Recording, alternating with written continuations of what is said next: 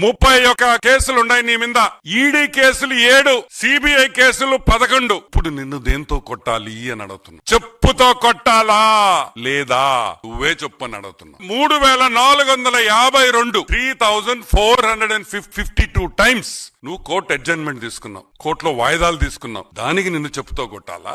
అది ఒక world record. 3452 సార్లు కోర్టు కేసుల్లో వాయిదా తెచ్చుకున్న ఏకైక మగాడు హాఫ్ టికెట్. ఇది మగోడు కాదు, ఏకైక హాఫ్ టికెట్ జగన్మోహన్ రెడ్డి అని కూడా నేను మనవి చేస్తా ఉన్నా. పెద్ద పెద్ద లాయర్లు పెట్టుకున్నాం. Who is who of the legal industry? Harish Salve, Abhishek Sanghvi, Mukul Rohatgi, ఇటువంటి పెద్ద పెద్ద లాయర్లు పెట్టుకొని ఈ రోజు నువ్వు జైల్లో నుంచి తప్పించుకొని కేసుల్లో ఈ రోజుకి కూడా ట్రయల్ చేయకుండా నువ్వు బయటపడుతున్నావంటే దేని వల్ల అని కూడా నేను మీకు ఎక్స్ప్లెయిన్ చేస్తా.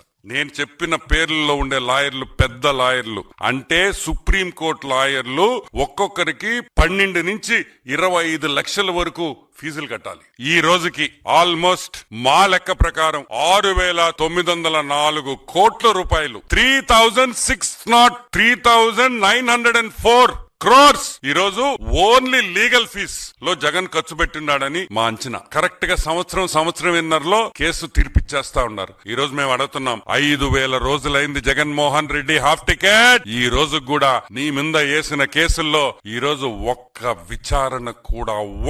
విచారణ ఒక్క కేసులో కూడా జరగలేదు.